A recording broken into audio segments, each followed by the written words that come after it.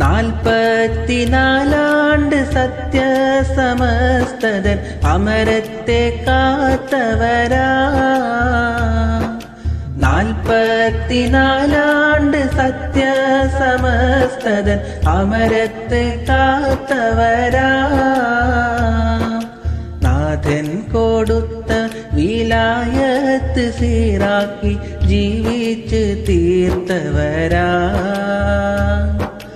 28 രാവും ജ്വലിക്കുന്ന അറിവിന്റെ പകലോനിതാ.